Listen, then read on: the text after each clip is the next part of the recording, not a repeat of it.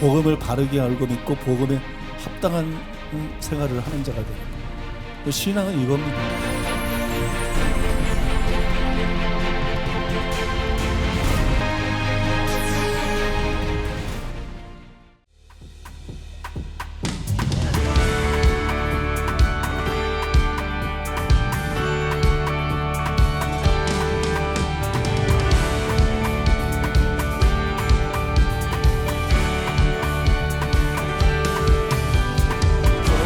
속에도 주 찬양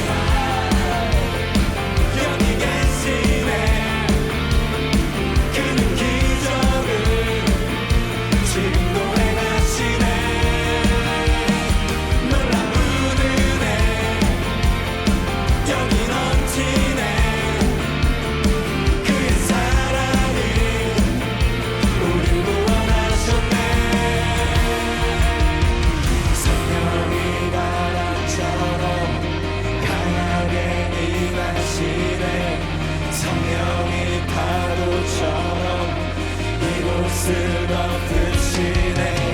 성령이 임하실 때 무덤도 흔들리고 주께서 명하시니 죽은 자 살아나네. 성령의 가르르도 생명이 넘쳐나네. 사막에 꽃이 피고 기쁨의 샘 터지네. 성령이 임하시네. 색깔나 영광으로 성령이 임하시면 대적한 자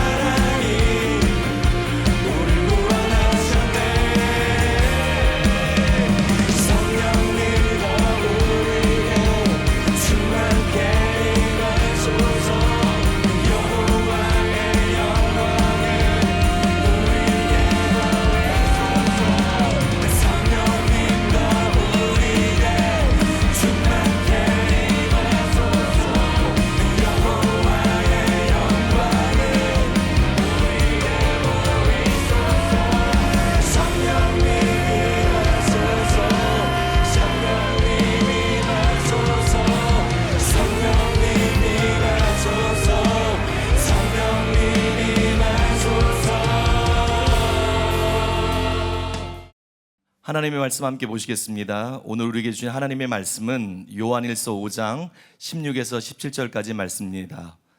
요한일서 5장 16에서 17절 말씀을 봉독하겠습니다. 누구든지 형제가 사망에 이르지 아니하는 죄에 범하는 것을 보거든 구하라.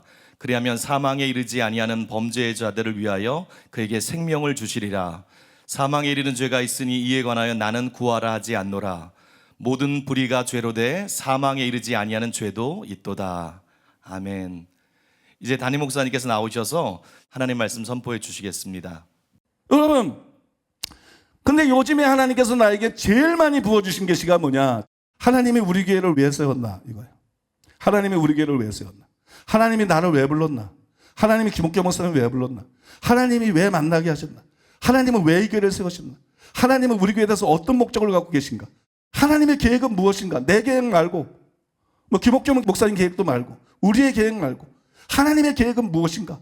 하나님께서 뭐라고 말씀하냐면, 내가 원하는 것은 성 프란시스가 아니다.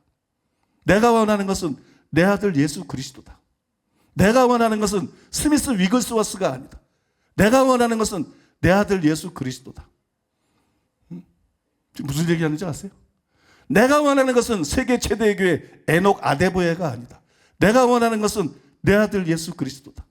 내가 원하는 것은 무슨 더글라스 문화 존 스토트나 팀세인 교수 같은 세계적인 신학자가 아니다. 내가 원하는 것은 내 아들 예수 그리스도다. 이게 무슨 말이냐면요, 하나님이 일으키기 원하는 사역이 있다는 거예요. 하나님이 회복되기 원하는 사역이 있다는 거예요. 그걸 소위 말해서 모델 교회, 모델 사역이라고 그러는 거예요. 성 프란시스는 저도 너무 존경하고, 나하고 비교를 아예 처음부터 하면 안 되는 존재고, 위대한 하나님의 사람이지만 성 프란시스가 예수님을 닮고 살아간 데서 훌륭했던 것이지, 성 프란시스가 예수님의 사역을 그대로 재현한 거 아니에요. 왜? 성 프란시스는 삼중 사역을 하지 않았어. 성자였고, 주님을 사랑했고, 거룩했고, 신비한 많은 체험을 했지만 정말 예수님이 전했던 그 복음을 논리적으로 그대로 전하지 않았고, 예수님이 가르친 그 말씀을 논리적으로 그대로 설명하고 가르치고, 이게 약했어. 지금 보세요. 스미스 위글스워스가 죽은 자를 24명을 살리고 얼마나 위대한 하나님의 사람이야. 나하고는 비교 안 돼. 그러나 확실한 거는 그분은 정확한 삼중사역을 하지 못했어. 그러면 여러분, 에녹 아데보의 목사님이 거기에 그래도 많이 가까운 분이지만 거기도 우리 교회에서 임해 있는 그런 수준의 진리가 정립되어 있지는 않아. 그러면 여러분 마찬가지야. 세계적인 신학자들도 우리 교회에서 지금 하나님의 은혜로 분별되고 하나하나 정립되는 그 수준에 이른 사람은 아무도 없어. 나는 예수님의 이름으로 그분들에게 압도당하고 배우고 책을 읽으면서 지금까지 온 사람이기 때문에 양심적으로 말할 수 있어요. 그때는 그랬지만 지금은 차원이 달라졌어요. 그 이상의 것을 정확한 분별과 말씀들을 계속적으로 부어주고 있어요. 근데 이거를 왜 부어줬느냐? 새로운 모델이 필요하지 않다는 거야. 하나님은 성 프란시스든 하나님은 누구든 새로운 모델을 세우는 걸 원하지 않는다. 그러면 하나님은 뭘 원하느냐? 예수 그리스도가 이미 완전한 모델이었다. 예수 그리스도가 삶이나 인격에 있어서뿐만이 아니라 예수 그리스도가 목회나 설교에서뿐만 아니라 예수 그리스도가 사역과 선교에 있어서 예수 그리스도 자체가 하나의 완벽한 모델이었다. 이제는 그 모델로 돌아가는 게 필요가 되는 거예요. 이제는 그 모델을 회복하는 게 필요한 것이지. 어떤 사람이 모델이 되고 어떤 교회가 모델이 되고 하나님이 원하는 것은 그것이 아니라는 것이. 예수 그리스도는 그러면 어떻게 사역하셨나? 예수 그리스도는 마음을 다하고 목숨을 다하고 뜻을 다하여 하나님을 사랑하고 이웃을 사랑하고 원수까지도 사랑하고 핍박자를 위해 기도하고. 예수 그리스도는 그런 분이야. 위대하신 분이야. 근데 예수님의 사역을 볼 때 예수님은 어떤 사역을 하셨나? 마태복음 4장하고 마태복음 9장에 나와 있는 것처럼 예수님께서는 삼중사역을 하신 거예요. 성경에 말하는 진리, 순전한 진리, 7번 단련한 은과 같은 진리, 분별된 진리, 진리를 가르치시고 그 다음에 구원파적인 오직 믿음 이런 게 아니라 천국 복음을 전파하시고 그 다음에 병 고치고 귀신 쫓고 이걸 하셨단 말이에요. 삼중사역을 하셨단 말이에요. 예수님이 모델로 보여준 사역은 삼중사역이고, 그리고 예수님이 말씀하셨다고 나를 믿는 자는 나의 한 일을 너희도 하리니. 예수님이 제자들 부르며 말씀했어요. 베드로, 야고보, 요한, 안드레 부르면서 나를 따라오너라. 이거 내 뒤만 졸졸 따라오라는 게 아니야. 내가 하는 것처럼 하라는 거야. 믿습니까? 제자는 원래 그거야. 선생이 하는 걸 보고 배우고 선생처럼 되는 게 제자예요.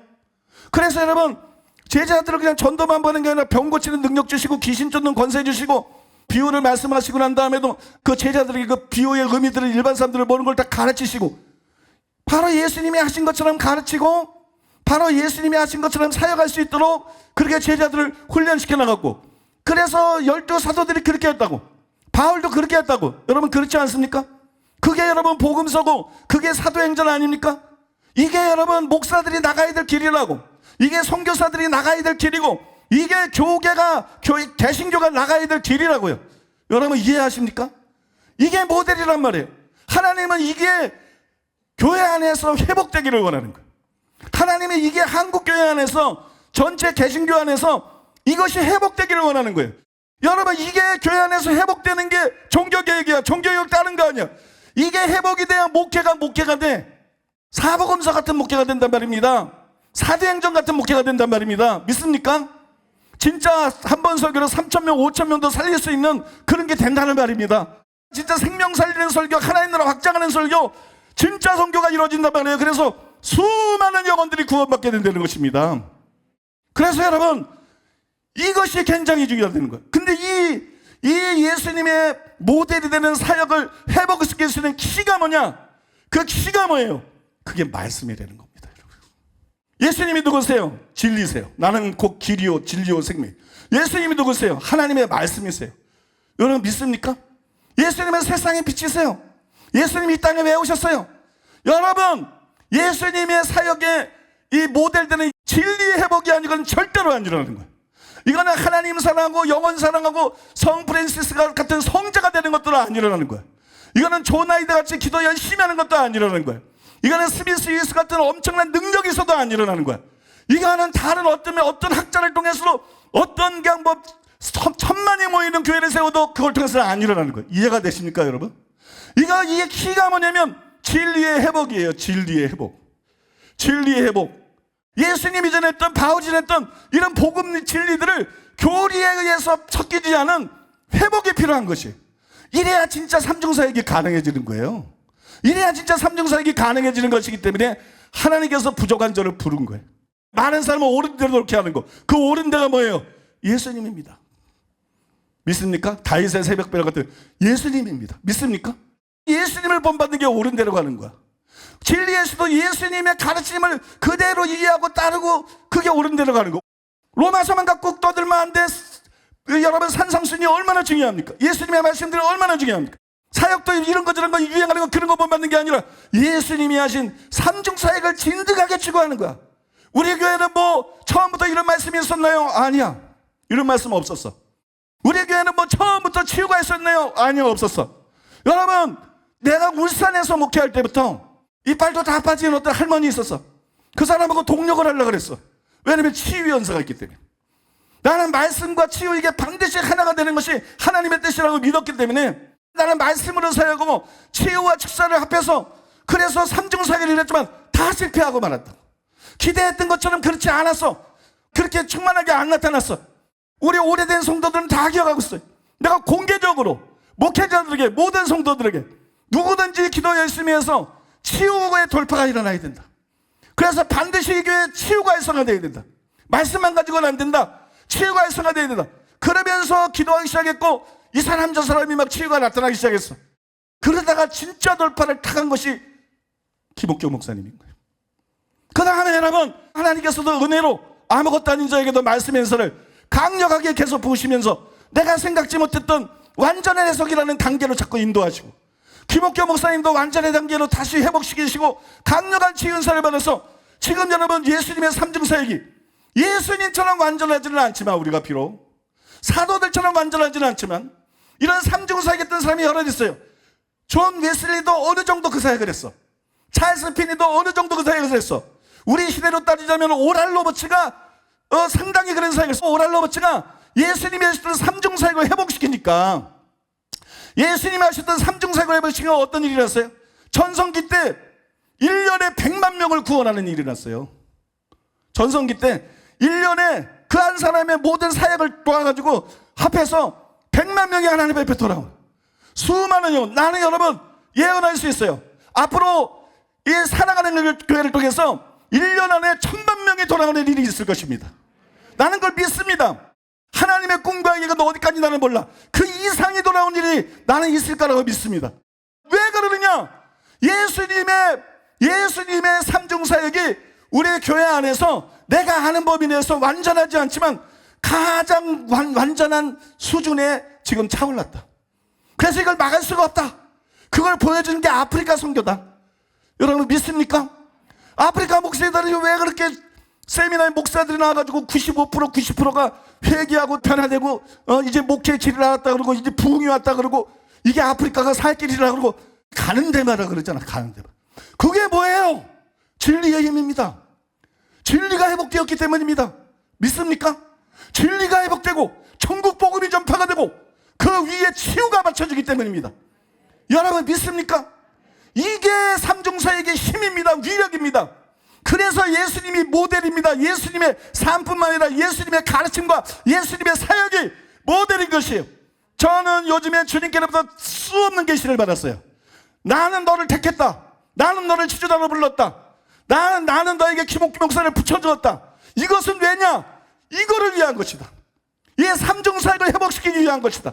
진정한 모델 예수님의 삼중사역을 회복시켜서 너희가 그 사역을 통해서 이 시대에 일하고 이 삼중사역이 너희 교회를 넘어서서 다른 교회로, 다른 선교사역으로, 다른 교단으로, 다른 여러분 선교단체로 뻗어나가서 교회들이 개혁되고 교회들이 회복되고 목회가 목회되고 선교가 선교되고 추수하고 부흥하고 수많은 영혼들을 구원할 수 있는 최대한 대의 영혼들을 구원하는 것을 보게 되기를 바란다.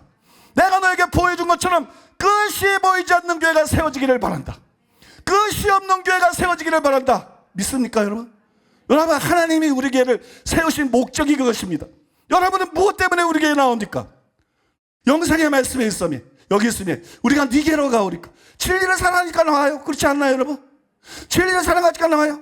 그 진리를 알고 내가 올바른 신앙생활하기 위해서 주여 주여 하다가 선지자들하고 귀신 쫓고 많은 권능을 하다가 지옥 가는 게 아니라 내가 회개하고 내가 정말 예수님을 주님으로 모셔드리고 내가 정말 주님 사랑하고 영혼 사랑하고 자기 몸을 줘서 복종시키고 거룩을 추구하고 하나님 말씀대로 살다가 버림받지 않고 반드시 천국 가기 위해서 이것 때문에 이 교회에 나오는 거야. 단순히 예언 받으려고 나오는 거 아니야. 단순히 치유 받으려고 나오는 거 아니야. 그거 다 중요하지만 결국 이것 때문에 교회 나오는 거야. 여러분 믿습니까? 근데 이것 때문만 교회 나오면 안 되는 거예요. 우리는 왜 교회 나오나? 왜 나만 생각하냐고. 예수님이 나의 주님으로 모셨다며. 그러면 내가 아니라 이제 주님을 생각해야지. 이제는 내가 아니라 하나님 나라를 생각해야지. 이제 내가 아니라 영혼들을 생각해야지. 이 시대를 생각해야지. 한국교회를 생각해야지. 이 시대의 개신교를 생각해야지. 지구의 구원에 대한 수많은 영혼들을 생각해야지. 나는 왜 이 교회에 나오나? 대한민국의 교회가 이거 하나뿐인가? 그리고 나는 왜 누가 뭐래도 이 교회에 나와야 되나? 나는 왜 이 교회를 절대 떠날 수 없나? 하나님의 꿈 때문입니다. 하나님의 목적 때문입니다. 하나님의 계획 때문입니다. 여러분 믿습니까? 이 교회를 통해서 진정한 완전한 모델이신 예수님께로 교회를 회귀시키는 목사들을, 설교를, 목회를, 사역을, 선교를, 가르침을, 삶을, 모든 것을 완전한 주일한 모델이신 예수님께로 회복시키는. 그래서 여러분 똑같은 목회가 아니고 똑같은 설교가 아니고 똑같은 선교가 아니고 마치 예수님이 목회를 하시는 것처럼, 마치 예수님이 설교하고 마치 예수님이 사역하는 것처럼, 마치 예수님이 선교하시는 것처럼 거둘 수 있는 최대한의 열매를 맺는 것. 예수님이 말씀하셨다고 이스라엘이 다 회개한 거 아니야. 사람들이 다 바뀐 거 아니야.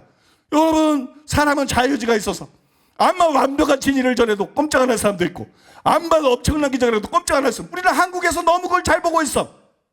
우리는 미국과 배부른 이 저주받은 나라들에서 너무나 그거 현실을 쩌저리게 보고 있어.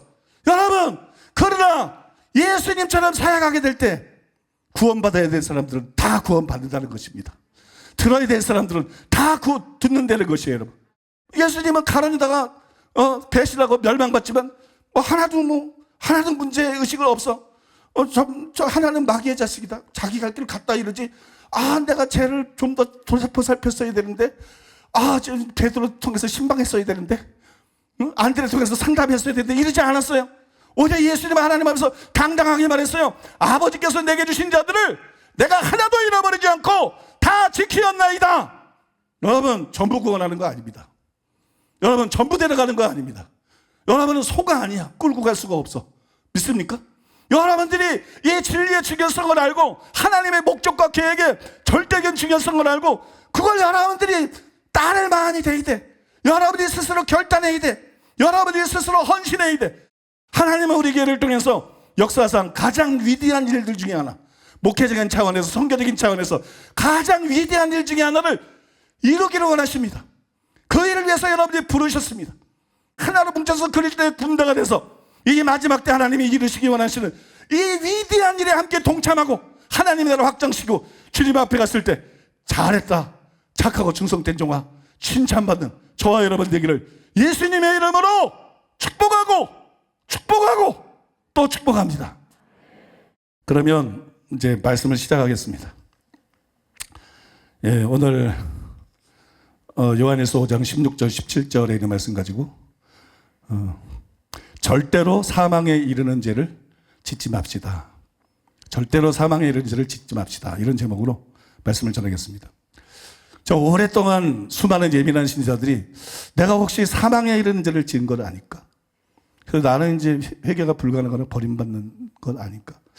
이런 범인 때문에 고통을 해왔어요. 양심이 민감한 사람일수록 또 나름 진실한 사람일수록 이런 고민하는 사람들이 제법 있습니다. 이 존 버전이 고민 가운데 자기보다 나이가 많은 신자에 대한 다음 고백에도 그게 잘 나타나 있는데 이렇게 써 있어요. 내가 성령을 거스린 죄를 범했을지도 모른다고 고백하자 그는 나에게 말했습니다. 나도 그랬다고 생각한다네. 너만 그런 게 아니라 나도 그래. 이런 고민하는 사람이 그렇게 많았다는 거죠. 때문에 많은 사람들이 과연 여기서 말하고 있는 사망에 이르는 죄가 뭔가, 구체적으로 사망에 이르는 죄는 무엇인가 이걸 알고 싶어요. 그러나 이것은 저도 이제 궁금해가지고 사망에 이르는 죄가 뭐지? 그러고 해석을 하려고 열심히 노력해봤는데 포기했어요. 어려워. 너무 어려워. 사망에 이르는 죄가 뭔지 도저히 알 수가 없어. 이게 왜 어렵냐 그러면 사망에 이르는 죄라는 표현은 나오는데 사망에 이르는 죄가 뭔지를 가르쳐주는 게 안 나와. 표현이 나오니까 그럼 사망에 이르는 죄 뭐지? 이렇게 되는데 그 그게 뭐라고 가르쳐주는 말씀이 없으니까 이게 사망의 이른자가 뭔지를 도저히 알 수가 없는 거예요. 그래서 교회사 내내 이 죄가 무엇인지에 대한 많은 견해들, 많은 논의들이 진행이 되어 왔어요. 이 시간에는 그거 하나하나를 살펴보면서 사망에 이르는 자가 과연 무엇인지 함께 추적해 보고자 합니다. 첫째로 따라해 보겠습니다. 고의로 범하는 죄. 민수기 15장 27절에 31절에 보니까는 부지 중에 범죄하면 속죄제를 드리라 그랬어요. 부지 중에 알지 못하고 죄를 지으면 속죄제를 드리라. 그러면 사함을 받을 것이다. 근데 고의로 죄를 범하면 속죄제 드릴 필요도 없다. 고의로 죄를 범하면 그 백성 중에서 끊쳐지리라. 이거는 사함을 못 받을 뿐만 아니라 버림받는 거. 하나님의 백성이 구원받은 백성인데 그 백성에서 끊쳐지리라 이렇게 말씀하니까 이 사람은 버림받아서 반드시 지옥 간다는 거예요. 이런 구절들이 여러 개가 있는데 이런 구절들을 근거로 해서 사망에 이르는 죄는 고의로 범하는 죄, 사망에 이르지 않는 죄는 고의성이 없고 부지중해지는 죄, 이렇게 생각하는 견해가 있어요. 그런데 이게 맞을 수가 없죠. 이게 맞다 그러면 모세나 다윗이나 바울도 이런 죄들을 지었어요. 그들이 뭐 부지중에 지은 게 아니라 고의로 계획적으로 그런 죄를 지었죠. 근데 그 사람들이 멸망받아 지옥 간 게 아니라 용서받았고 천국 갔잖아요. 그죠? 그러니까 이거는 바른 견해가 아닙니다. 두 번째로 따라해 보겠습니다. 죽음에 이르게 하는 죄라는 가톨릭의 견해. 자, 가톨릭에 의하면 죄에는 두 가지 범주가 있어요. 가벼운 죄하고 무거운 죄가 있어요. 가벼운 죄는 용서받을 수 있는 죄, 무거운 죄는 용서받을 수 없는 죄. 그리고 이제 무거운 죄가 7가지 종류가 있다. 뭐 살인 가늠부터 위시해가지고 무거운 죄는 7가지 죄가 있다. 그래서 이제 가톨릭에서 규정을 했는데 이건 너무 엉터리죠. 말도 안 되는 거지, 그죠? 진짜 어떻게 이룰 수가 있지? 말도 안 되지. 모세나 다윗도 살인도 하고 간음도 했잖아요. 그럼 이 사람들이 지옥 간다? 근데 그거는 가톨릭에서 말하는 무거운 죄거든. 그러니까 이 가톨릭의 견해는 완전히 엉터리다, 그죠? 참 믿기 힘들 정도로 엉터리다. 그렇게 말씀드릴 수 있고요. 세 번째로는 따라해 보겠습니다. 육체적인 죽음의 징계를 받는 죄. 어떤 학자들은 사망에 이르는 죄를 이 사망에 이르는 죄가 무엇인지를 이해할 수 있는 유일한 길은 사망을 육체적인 죽음으로 생각하는 것밖에 없다. 그렇게 생각합니다. 사망은 육체적인 죽음이다. 즉 이 죄가 실제로 그 죄 때문에 육체적으로 죽게 만드는 죄. 그게 바로 사망에 이르는 죄다. 이렇게 생각을 하는 거예요. 그들은 사도행전에 보면 아나니아와 삽비라가 죄 때문에 바로 그냥 육체적으로 죽었잖아요. 그 다음에 뭐 고린도전서 5장 5절에 보면 육신은 멸하고 영은 주 예수의 날에 구원받게 하는 부도덕한 사람들도 나오고, 그 다음에 또 뭐 고린도전서 11장 30절에 보면 성만찬에 부주의하게 참여한 죄로 잠자는 자, 그 잠자는 자는 죽은 자를 말하는 건데 잠자는 자에 대한 언급이 있어요. 그러니까 이것들이 바로 이 죄가 그것을 뜻한다는 근거들이다. 그렇게 해서 이 사망에 이르는 죄는 그 죄 때문에 하나님의 어떤 직결 심판 같은 게 임해가지고 육체적으로 아나니아 삽비라처럼 바로 죽는 죄, 그런 죄를 가리킨다. 뭐 이런 견해가 있는데요. 근데 여러분 여기 본문의 문맥을 보면 사망과 대조되는 게 육체적인 죽음이 아니에요. 사망과 대조되는 게 육체적인 생명이 아니에요. 영생이에요. 그러니까 여기 사망은 그 죽음을 말하는 게 아니라는 거지. 여기 사망은 멸망을 뜻한다는 거지. 믿습니까? 그러니까 이 해석은 잘못된 해석이라는 것을 우리가 간단히 분별할 수가 있습니다. 바른 해석이 아니죠. 네 번째로 따라해 보겠습니다. 복음을 고의로 완고하게 거부하는 죄. 복음을 고의로 완고하게 거부하는 죄. 어떤 사람들은 사망에 이르는 죄를 불신자의 입장에서 설명을 해요. 사망에 이르지 아니하는 죄는 신자들이 짓는 죄고 사망에 이르는 죄는 불신자들이 짓는 죄다. 이렇게 구별해서 생각합니다. 사람이 영생을 얻으려고 그러면 복음을 믿어야 되죠. 예수님을 믿어야 영생을 얻을 수 있어요. 때문에 여러분 끝까지 복음을 안 받아들이고 완고하고 강팍하게 거절하면 결국 이 사람은 사망에 이를 수밖에 없죠. 그러니까 복음에 완강하게 거부하고 복음을 끝까지 받아들이지 않는 이게 사망에 이르는 죄지, 사망에 이르는 죄라는 게 뭐 따로 존재하는 게 아니다. 이런 주장이에요. 뭐 상당히 논리적으로 그럴싸하죠. 그런데 스테핀 스말리는 이런 견해에 반대하면서 이렇게 반박을 했습니다. 몇몇 주석가들은 신자들은 사망할 죄를 범할 수 없다고 가정한다. 그러므로 요한은 여기서 오로지 비그리스도인의 행위에 대해서만 묘사하고 있는 것이라고 주장한다. 그러나 초대교회에서 세례식 이후의 죄는 분명 직면할 필요가 있는 문제였다. 그리고 히브리서 6장 4절로 6절, 10장 26절로 31절 등과 같은 본문들에서는 신자들이 전적으로 믿음에서 떨어져 나간 것이 불가능한 것이 아님을 지적해준다. 이와 마찬가지로 죄에 대한 요한의 경고와 정통적인 믿음을 지탱하지 못하는 것에 대한 경고는 요한이 비록 그의 독자들이 하나님의 자녀로서 빛 가운데서 행하기를 기대하고 있지만 이단적인 경향을 갖고 있는 구성원들 뿐만 아니라 몇몇 신자들이 배교자가 될 수 있다는 가능성을 무시하지 않았음을 보여준다. 여러분 또한 레이먼드 브라운도 이렇게 지적을 했어요. 하지만 비그리스도인들은 그들이 이방이든지 유대인이든지 요한일서의 주제가 아니다. 저자가 그러한 관계없는 주제를 결론에 도입하고 있다고 가정할 이유가 없다. 그러니까 이 사망에 이르는 죄는 불신자를 지금 다루고 있는 게 아니기 때문에 불신자들이 짓는 죄라고 말하는 건 말이 맞지 않다. 지금 신자들에게 계속 말하고 있는데 무슨 이게 불신자가 짓는 죄라고 그러냐? 그거 아니다. 뭐 이런 얘기죠. 뭐 결정적인 요인은 이런 견해는 한 번 구원은 영원한 구원이다. 칼빈의 거짓 교리에 속은 거야. 한 번 구원이 영원한 구원인데 신자가 사망에 이르는 죄를 지어서 회개할 수 없으면 그게 아니잖아. 그러니까 이거를 불신자로 짓는 죄로 만들어야 되는 거지. 그러니까 하나를 잘못하면 다 잘못하게 되는 거야. 이거는 잘못된 가정 위에 세워진 견해이기 때문에 절대로 올바른 해석이 아니고 잘못된 것입니다. 다섯 번째로 한번 따라해 보겠습니다. 성령을 못 오가는 죄. 어떤 학자들은 사망에 이르는 죄를 성경에 사심을 얻지 못한다고 명시가 되어 있는 성령 모독죄하고 동일시를 합니다. 이 성령 모독죄에 대한 말씀은 마태복음, 마가복음, 누가복음 세 군데 나오는데 시간 관계상 제일 짧은 거 누가복음 12장 10절만 읽으면 누구든지 말로 인자를 거여가면 사하심을 받으려니와 성령을 모독하는 자는 사하심을 받지 못하리라 이렇게 기록되어 있어요. 이 죄의 두드러진 특징이 뭐냐? 용서받을 수 없다 그거죠. 용서받을 수 없다. 회개해도 안 된다. 자백이 끝났다. 넌 지옥이다. 너는 멸망이다. 용서받을 수 없다. 사망에 이르는 죄의 특징도 그거 아니에요? 뉘앙스가. 그러니까 사망에 이르는 죄가 바로 이 성령을 모독하는 죄를 가리킨다 이렇게 생각해요. 그런데 데이비드 잭맨이라는 학자는 요한이 문맥에서 성령에 관해 한마디도 언급하고 있지 않다는 점을 주목해 볼 필요가 있다. 여기 성령에 대해서 5장에서 하나도 얘기를 하고 있지 않은데 이게 성령 모독죄이겠느냐 그런 얘기를 하는 거예요. 근데 그게 착각입니다. 왜? 성령 모독죄를 말하는데 거기서 꼭 그 얘기를 해야 돼? 사망에 이르는 죄 설명을 안 하잖아. 명칭만 말하고 이게 참 중요한 거예요. 사망에 이르는 아니하는 죄가 있고 사망에 이르는 죄가 있다. 그러니까 사망에 이르는 죄 딱 설명을 했잖아. 그러면 성도들이 못 알아먹을 것 같으면 근데 사망에 이르는 죄는 이거야. 그러니까 너희는 이런 죄를 지으면 그 회개도 안 되고 무조건 지옥이야. 그러니까 너희는 이런 죄를 지으면 절대로 안 돼. 이렇게 말을 해줘야 되잖아요. 근데 성도들에게 아무 얘기도 안 해. 응? 사망에 이르는 죄가 있나니 나는 구하지 않노라. 그들을 위해서는 중보기도 할 필요도 없어. 그들을 위해서 기도해서 소용없어. 그 사람들은 그냥 하나님 버렸어. 지옥 가는 거야. 끝난 거야. 그런 얘기거든요. 왜 아무 얘기를 안 하죠? 알고 있으니까 그러는 거지. 그들이 다 알고 있다는 거야. 사망에 이르는 죄를.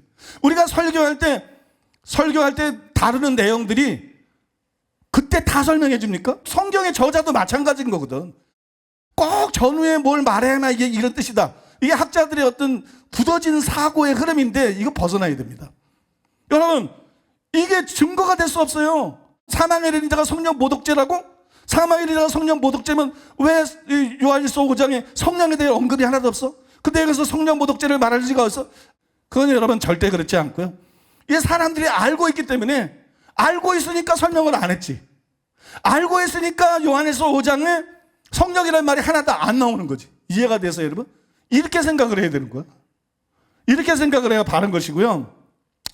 그래서 그의 말은 맞지 않고 제가 이걸 깊이 연구해 봤어요. 심사숙고하면서 깊이 연구해 보니까 성령 모독죄가 사망에 이르는 죄가 맞다. 성령 모독죄가 사망에 이르는 죄 중에 하나다. 그것만 사망에 이르는 죄는 아니야. 그러나 성령 모독죄가 사망에 이르는 죄가 맞고 성령 모독죄는 사망에 이르는 죄 중에 하나다. 그런 결론에 도달을 했습니다.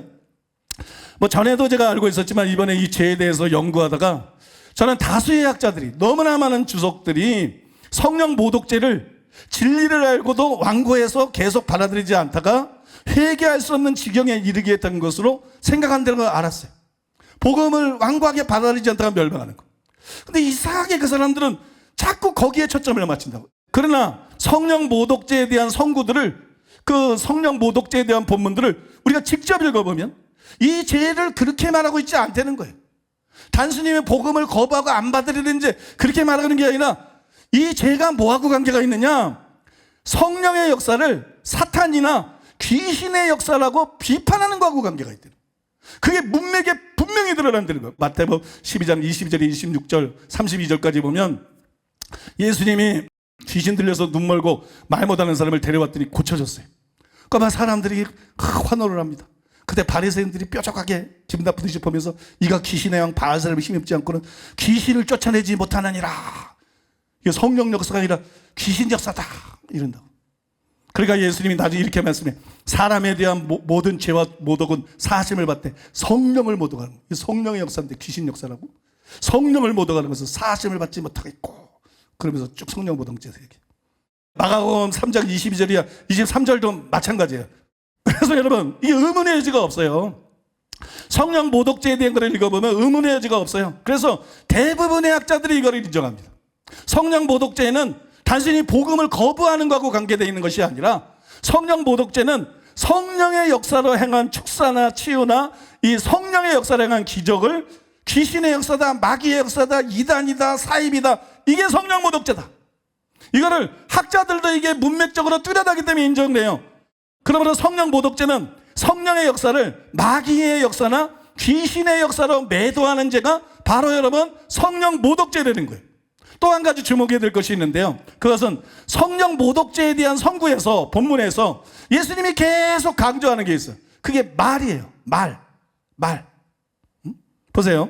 마태복음 12장 32절에 그럼 또 누구든지 말로 인자를 거역하면 사심을 얻되, 누구든지 말로 성령을 거역하면, 말이죠. 마가복음 3장 30절에 그런 이는 그들이 말하기를, 말이죠. 더러운 귀신이 들렸다 함이라. 성령 역사를 귀신 역사로 하는 말이지. 누가복음 12장 10절에 그러니까 누구든지 말로, 또 말이에요. 말로 인자를 거역하면 사심을 받되 성령을 모독하는 자는 사심을 받지 못한다. 또 여기 모독이라는 단어가 나와요. 이 모독이라는 단어도 말과 같은 단어 아니에요, 그죠? 그것도 모독도 말로 하는 거잖아요. 그래서 성령 모독죄는 단순히 복음을 완강히 거부하는 것이 아니라 말로 짓는 죄예요. 말로 짓는 죄. 말로 성령의 역사를 귀신의 역사라고 비난하면서 성령을 상대로 짓는 죄가 바로 여러분 예수님께서 말씀하신 성령 해방죄고, 이게 무시무시한 죄고, 회개할 수 없는 죄고, 멸망만든 죄고, 지옥 가는 죄라는 것을 깨달으시기를 바랍니다. 근데 문제가 뭐냐면은 복음서에서 서기관과 바리새인들, 즉 예수님을 거부하고 믿지 않은 자들이 이 죄를 지었다는 거예요. 이 죄를 누가 졌느냐? 서기관과 바리새인들이죠. 예수님을 거부했어. 예수님 안 믿었어. 이런 사람들이 죄를 졌어. 그래서 학자들이 착각을 하는 거예요. 다수의 학자들이 그 사람들은 안 믿는 사람이잖아. 그러니까 이 죄는 불신자들만 지을 수 있는 죄야. 여기서 착각이 일어난 것이. 그러나 여러분, 서기관과 바리새인들이 이 죄를 지었고 그들은 예수 안 믿는 사람이니까 이거는 믿는 자가 지을 수 있는 죄가 아니야. 불신자만 지을 수 있는 죄야. 대부분의 주석이 그쪽으로 나가요. 그게 맞는 것 같죠? 틀린 생각입니다. 이게 왜 틀린 생각이냐? 그때는 지금이 아니에요. 그때는 지금이에요. 왜냐하면 서기관과 바리새인들은 그 당시 하나님을 믿는 신앙인이었어. 아직 완전한 신약 시대가 아니야.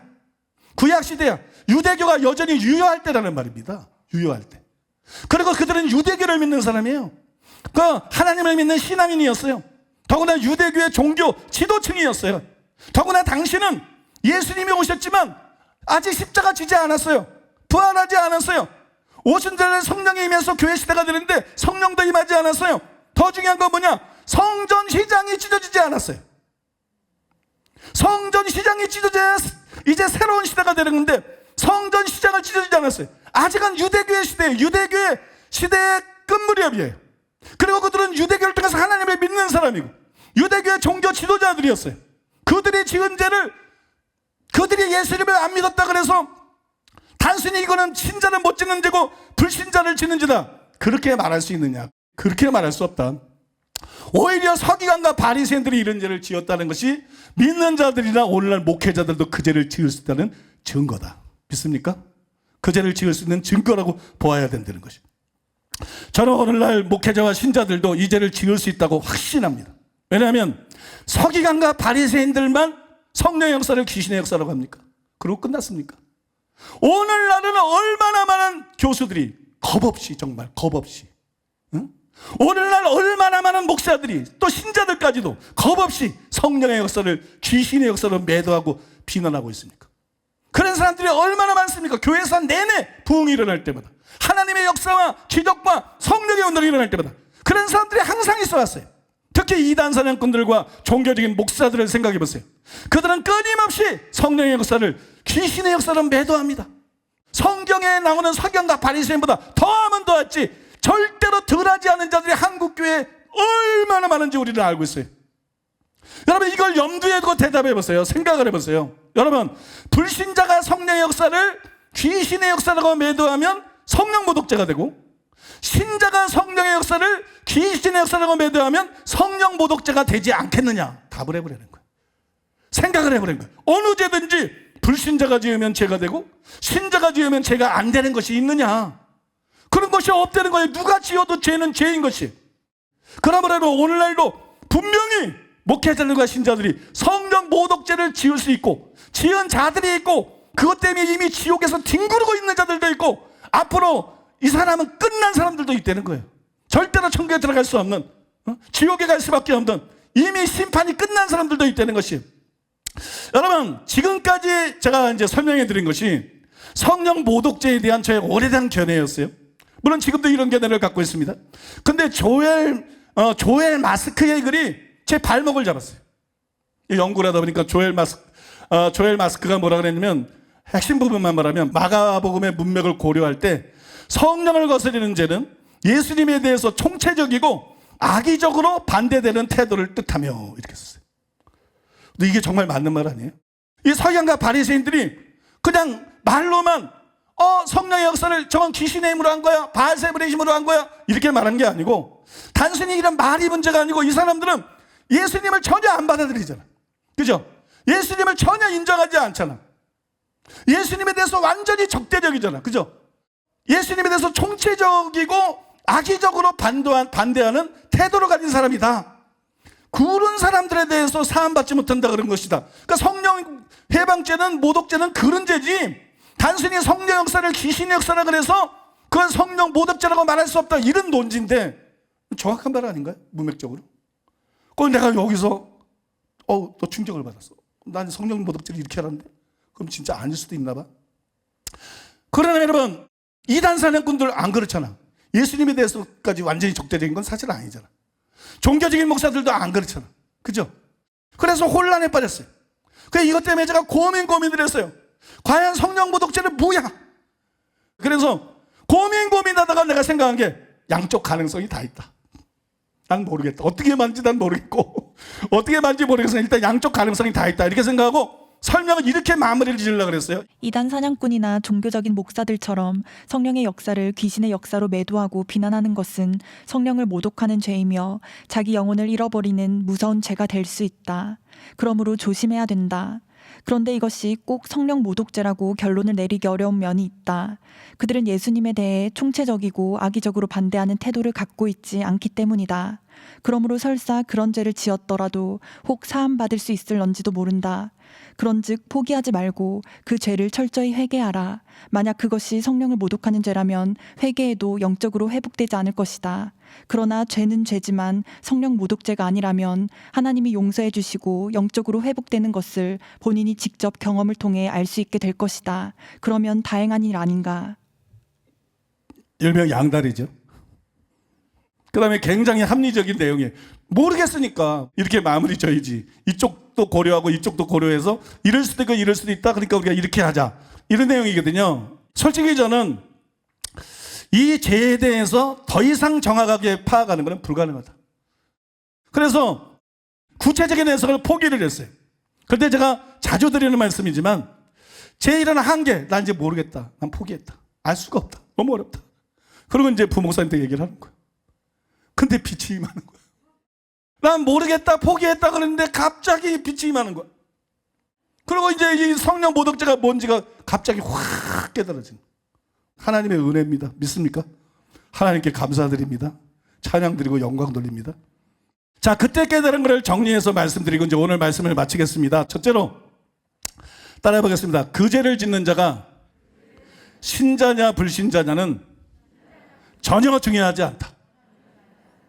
왜 중요하지 않느냐? 구원받은 신자도 버림받을 수 있기 때문에. 그들은 구원받은 신자가 버림받을 수 없다고 생각해서 그게 중요한 거야. 근데 구원받은 사람이 버림받을 수 있기 때문에 중요하잖아. 또 왜 중요하지 않냐면 구원받은 사람들이 사망에 이르는 죄를 지을 수 있다는 것이 다른 성경 구절에 나와 있어. 그래서 여기서 고민할 필요가 없어요. 히브리서 6장 4절에 6절 10장 20절 28절에 보면 다시 회개케 하여 새롭게 할 수 없다지. 그죠? 다시라는 것은 전에 회개했다는 거잖아. 그러니까 이 사람이 진짜 구원받은 사람인데 이제는 회개할 수 없는 죄를 지었어.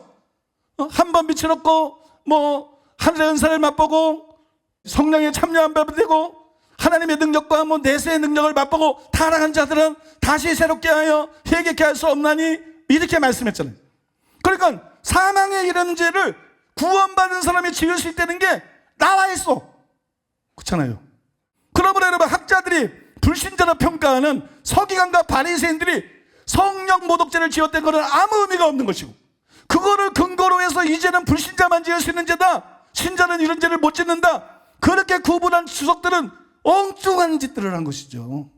이해가 되시죠? 두 번째로 따라하겠습니다. 목사라고 다 거듭난 사람인가? 그렇지 않다. 여러분 신학자도 마찬가지예요. 그들 중에도 거듭나지 않은 자가 많습니다.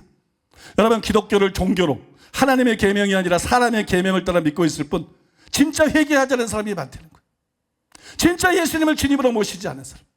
서기관과 바리새인들처럼 사람 보기에는 종교 지도자지만 주님이 보실 때는 회칠한 담이나 평토장한 무덤 같은 그런 외식자들이 신학대학 교수들이나 목사들 속에도 너무 많다는 거야. 수두루가 되는 거야. 그런데 그런 사람들이 바로 이런 사람들이 성령의 역사를 마귀의 역사라고 비난할 때 성령 모독죄를 지는 성경에 나오는 서기관과 바리새인과 뭐가 다른가? 그죠? 이런 사람들도 같은 유형의 사람들. 조금도 다를 게 없잖아요. 그러면 그들이 짓는 그 죄는 회개가 불가능한 성령 모독죄를 지어야 당연한 것이고 오늘날 목사들이나 신학대학 교수나 신자들 속에서도 그 죄를 지을 수 있다고 결론 내리는 것이 당연하다는 것입니다. 논리가 이해가 되시죠? 마지막 세 번째로 따라해 보겠습니다. 성령 모독죄는 누가 짓느냐가 아니라 죄질의 문제다.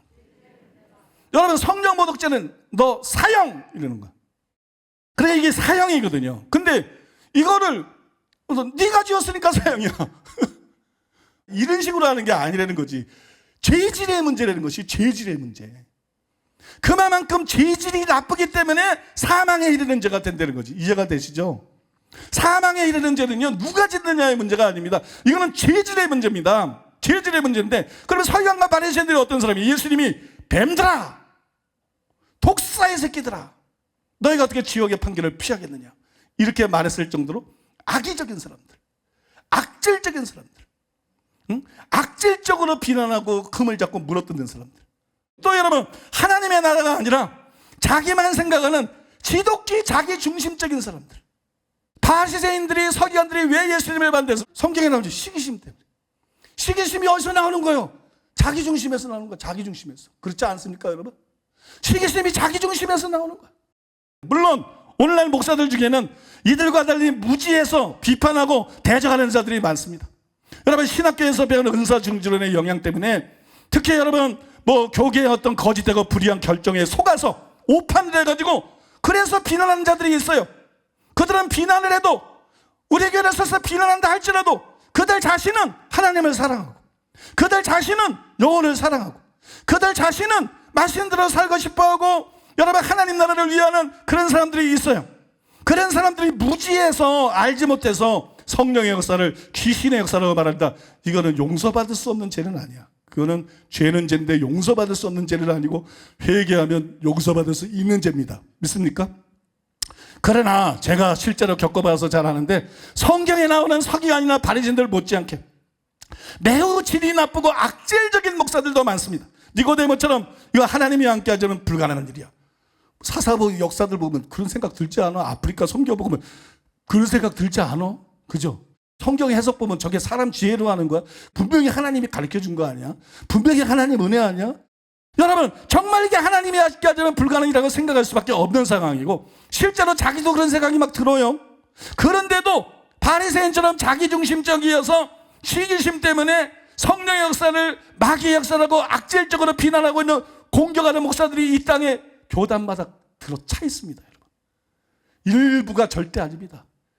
굉장히 많습니다. 대표적으로는 상습적인 거짓 의미를 일삼는 직업적인 이단 사냥꾼이 그들이고, 그 다음에 여러분 종교적인 목사들 중에도 그런 사람들이 많이 있어요. 그들이 악의를 갖고 의도적으로 성령의 역사를 마귀의 역사라고 매도하고 이단 3단 운운하는 것은 명백히 성령 모독죄라는 거예요.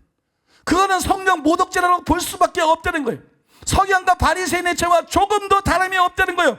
그거보다 절대로 약하지 않다는 거예요. 그러므로 여러분, 성령 모독죄는 불신자만 지을 수 있는 죄가 아니고 목사들도 지을 수 있는 죄고 교수들도 지을 수 있는 죄고 초대형교회 목사도 지을 수 있는 죄고 기독교인들도 부지불식까지 지을 수 있는 죄고, 여러분 전부 다 우리 모두 조심해야 될 그런 죄인 줄로 믿습니다. 끝으로 저는 여러분들에게 조나단 에드워즈의 경고를 소개해드리고 마치려고 그래요.